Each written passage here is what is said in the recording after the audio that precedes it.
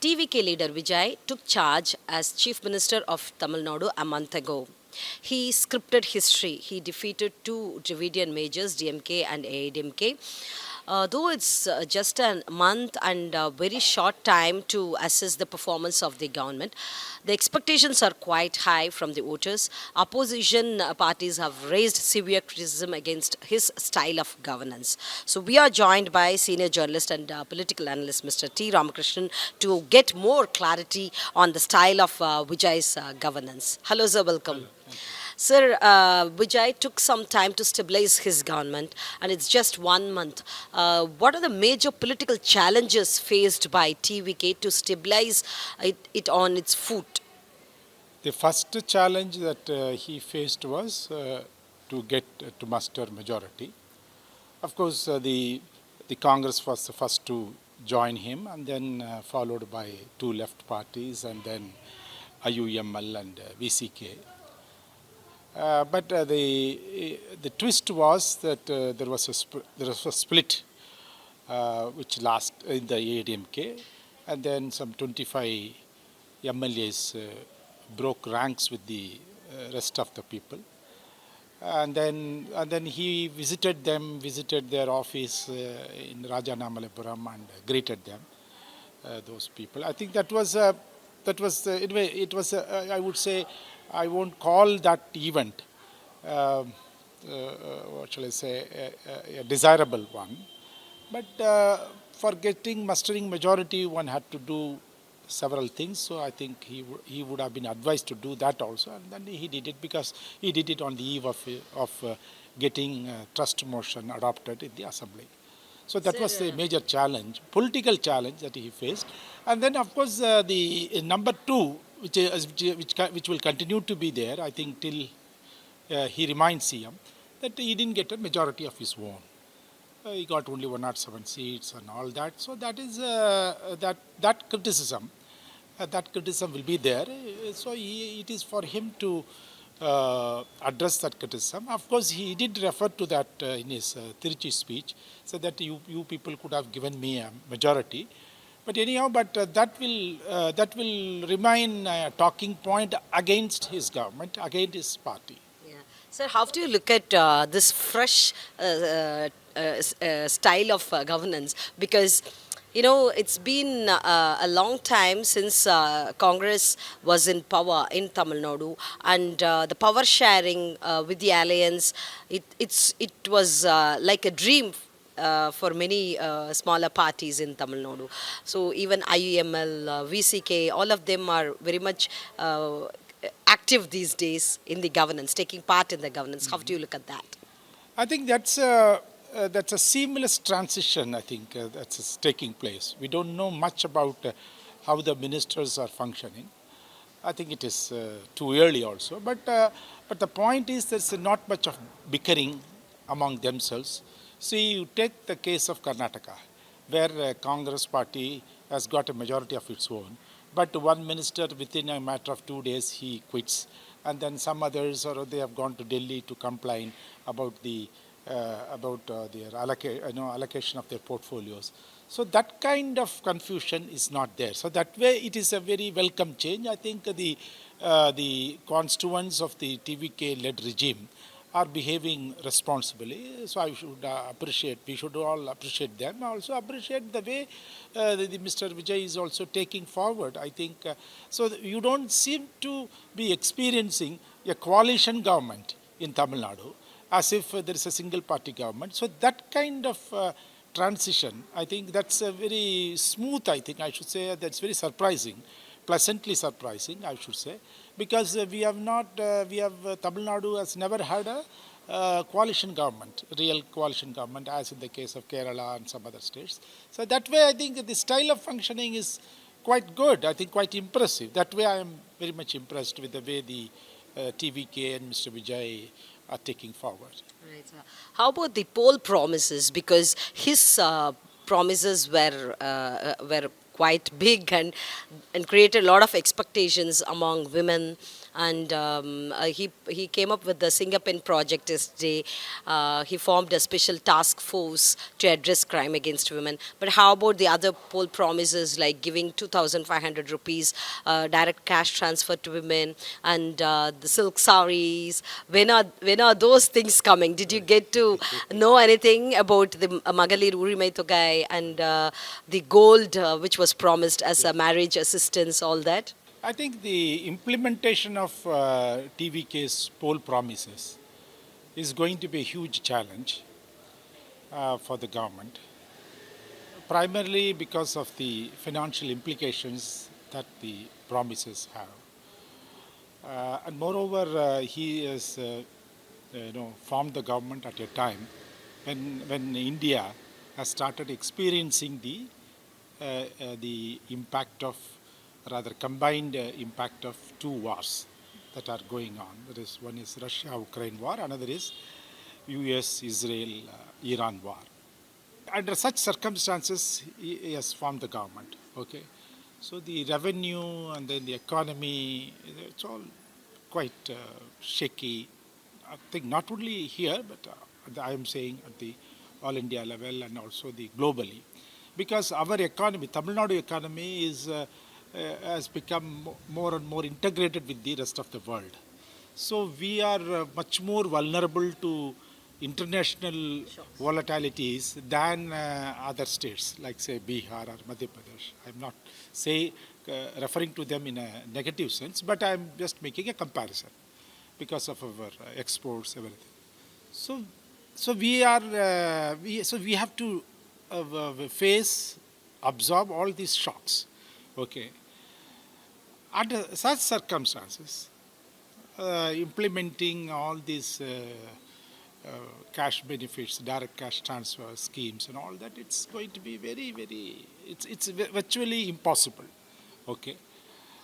Because you have a couple of components which are mandatory, like salaries and pension, and then interest payments, servicing of debt. That's all mandatory, because if you default in this, then the credibility of the government will be at stake, and then you won't be able to go to market, or you won't be able to go to any lender or bank for loans.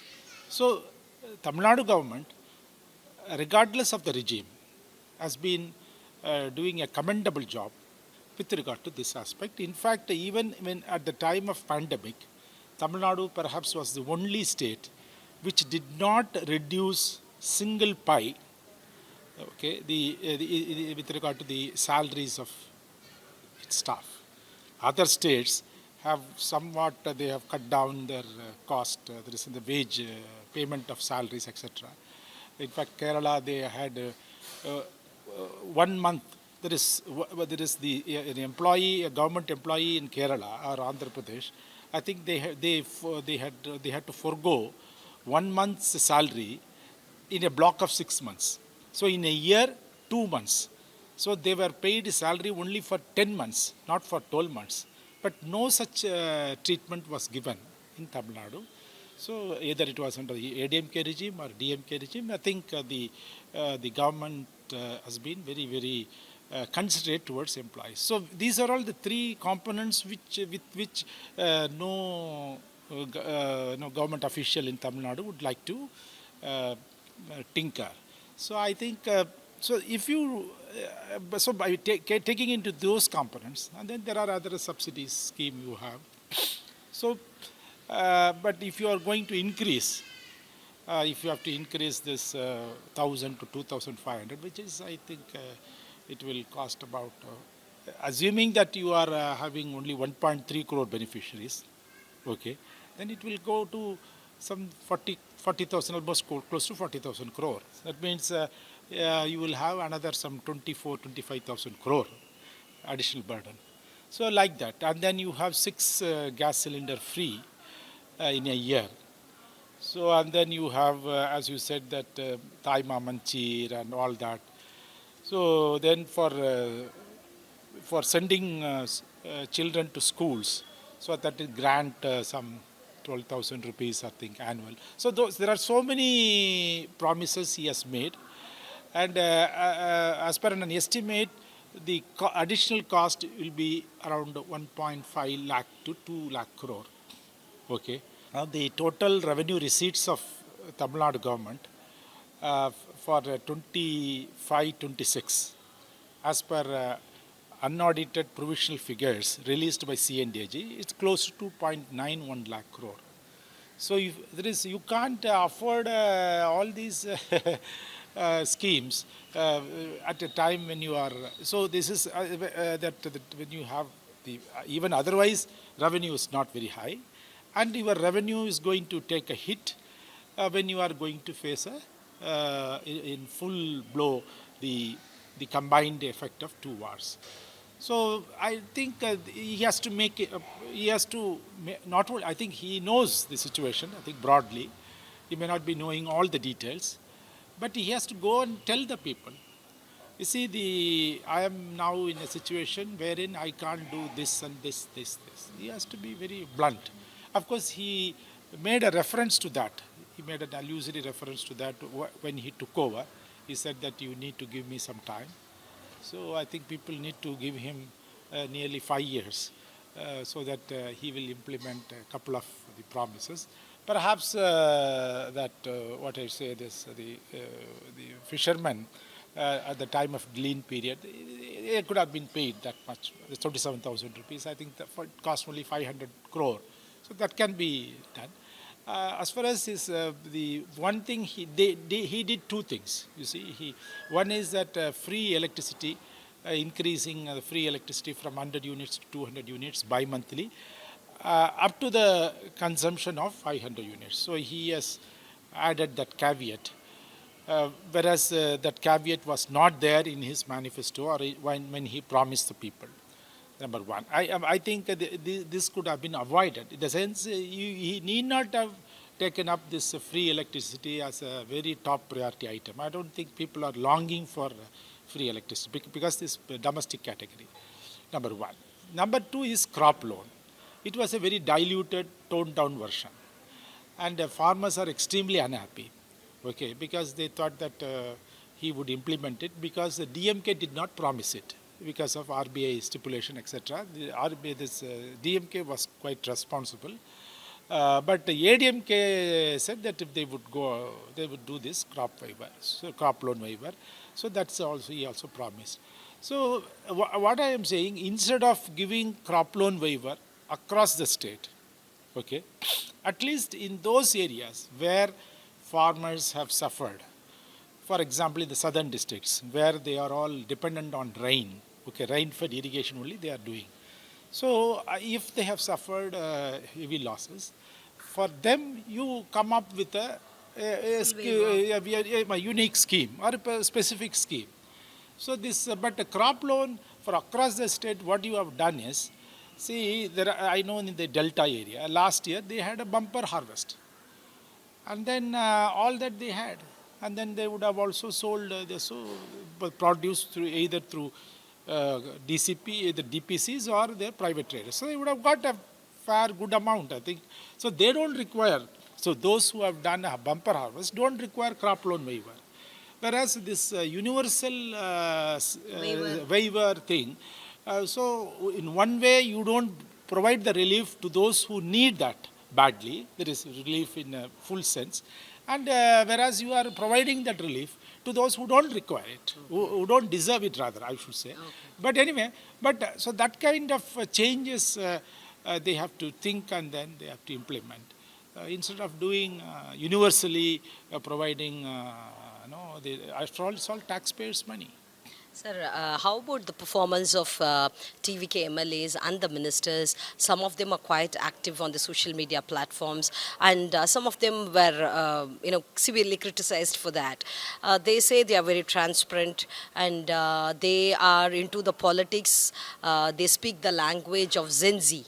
which the earlier the Dravidian majors failed to do. So they say they are getting the Gen Z into the mainstream politics, and they are helping them to get understand, to gain awareness on the day-to-day business of the government. So how do you look at that? Ministers, everybody, the MLAs, they are releasing reels, they are inspecting with so many photos and videos are being taken. How do you see that? It is for optics, it is all fine. But real governance is not optics alone. Okay. Okay, getting the Gen Z people involved in, or that is getting them sensitized about the nature of governance, about the style of government functioning, all that is fine. That is, nobody is going to complain about that. But the point is that when you go and visit, you see the substation, say power, because people are all suffering from. Straight away, they get into that adversarial nature of interaction, dialogue with the government staff. They are all, after all said and done, they are all harmless people. Not, we don't, that is anyway, some people say you can't call them harmless. But anyway, but the point is that they can't match you in terms of power or all that. See, but getting into this kind of argumentative, very hostile relationship with government staff will not eventually benefit people for whom you want to serve or you want to take up their cause, etc. So I think they need to, first of all, understand how the government of Tamil Nadu system, bureaucratic system functions. And then you can always, you are there some 59 months more to go, see, for the next election. So you have enough time to pinpoint loopholes, the weaknesses, shortcomings, and then make the government function better. But don't get into this kind of very hostile relationship with the government staff. I don't think that will take you anywhere. So I think that they need to refrain or restrain themselves, because I don't see any TVK leader telling them not to do this, not to do that. But so that is why I think they feel free to, or they feel emboldened to continue with what they have been doing. I think that there they need to tone down. They need to understand how the other person functions, and then you make your responses suitably.